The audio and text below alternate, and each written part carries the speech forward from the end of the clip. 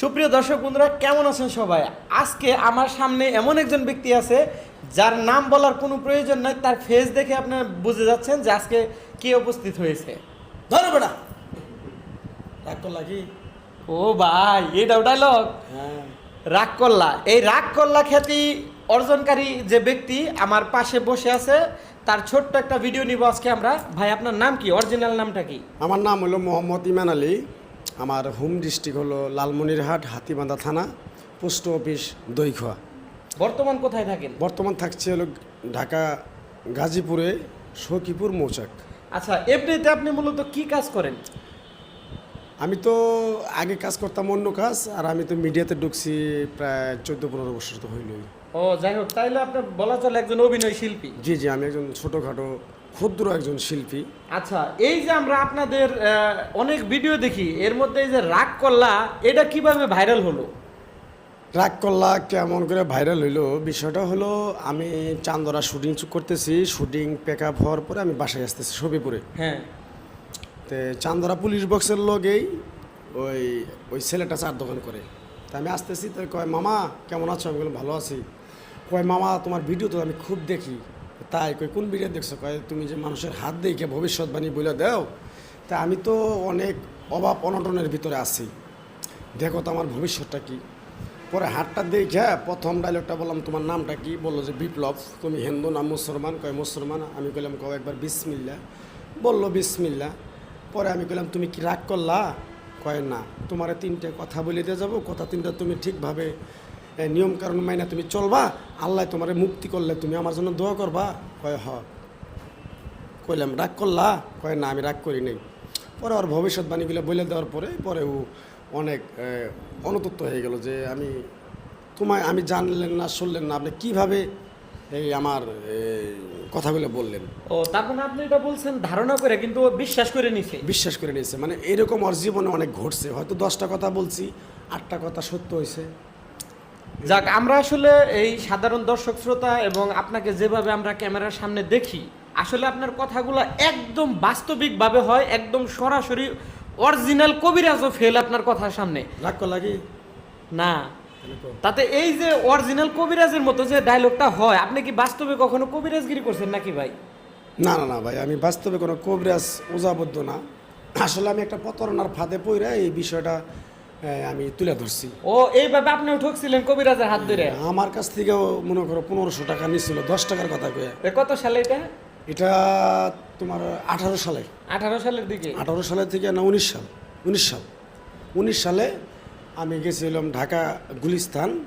ওইখানে যাইয়া পরে দেখলাম যে হকাররা বসছে। পরে আমি তো মানে বিশ্বাস করতাম, বিশ্বাস করে 10 টাকার কথা কই আমার কাছে 900 টাকা আসলো, 900 টাকায় নিয়ে নিছে। পরে আমি গুলিস্তান থেকে অন্যজনের মানুষের কাছে 100 টাকা চাইয়া পরে আমি বাড়িতে আসছি। আইসে দেখি যে এই জিনিসটা যে আমার দিছে একদম মানে ফাও। এটা যে আমি ওনার সাথে আধা ঘন্টা কথা বলছি, টাকা 900 যে দিছি, এটাই আমার ব্যর্থতা।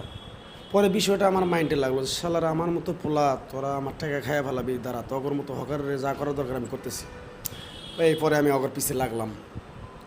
যেহেতু যেমন আমার সাথে যে প্রতারণাটা তারা করছে, এরকম প্রতারণা যেন কেউ না পড়ে, কেউ জানি তাদের সামনে না পড়লেই এমনই ওনারা একটা ব্যক্তি, মানে ওনারা একটা ভালো মানুষকে খারাপ পথে আনতে পারে, আবার খারাপ মানুষকে ভালো পথে নিয়ে রাস্তা দেখাইতে পারে, কিন্তু বাস্তব কিছুই না। যাক, আপনার মতে এটাই বুঝলাম যে এরকম ঝাড়ফুঁক করে উজা কবিরাজ এরা আসলে প্রতারকই হয়ে থাকে বেশিরভাগ। জি জি, মোটামুটি তাদেরকে আমরা বিশ্বাস না করা চলে। জি।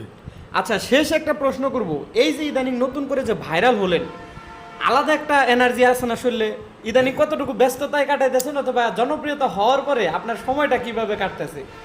আসলে একজন ব্যক্তি যদি ভাইরাল হয়, তার তো বিভিন্ন ধরনের আরও মানসিক টেনশন বাড়ে, আরও মানুষজন আসে, মানে সব কিছু মিলে আগের থেকে একটু প্রায়ই আছি। কেমন আগে যদি 10টা মানুষ কথা বলতো, এখন 30 জন মানুষ কথা বলে।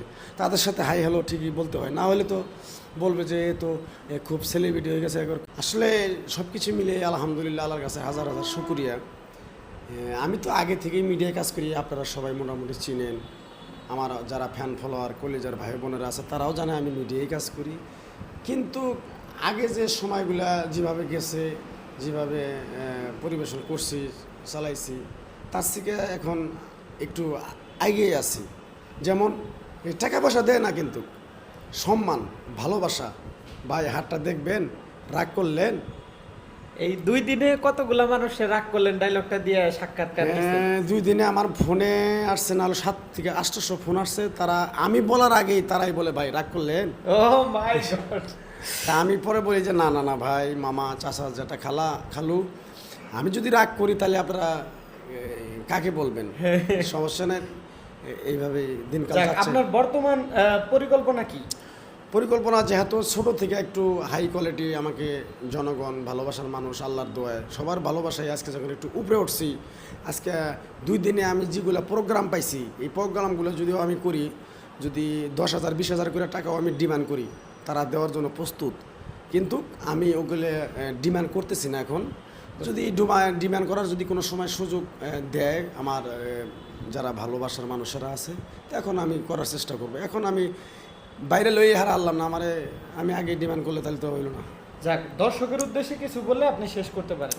তো যাই হোক, আমার যারা ফ্যান ফলোয়ার, কলিজার ভাই বোনেরা আছেন, যারা আমার ভিডিওগুলো সবসময় আপনারা দেখেন, তাদেরকে আমি একটু উদ্দেশ্য করে একটা বলছি যে কথাটা হলো, আপনারা কি রাগ করছেন কিনা অবশ্যই জানাবেন। আর আমার সাথে যদি কেউ কথা বলতে চান, আমার সাথে যদি কেউ যোগাযোগ করতে চান, তাহলে অবশ্যই আমাদের এই পেজে লগ দিবেন। এই পেজে লগ দিলেই কমেন্ট করলে অবশ্যই আমার সাথে কথা বলতে পারবেন, সরাসরি দেখা করতে পারবেন, কোনো প্রবলেম নাই। সবাই ভালো থাকবেন, সুস্থ থাকবেন, পরিবারের খেয়াল রাখবেন। আল্লাহ হাফেজ।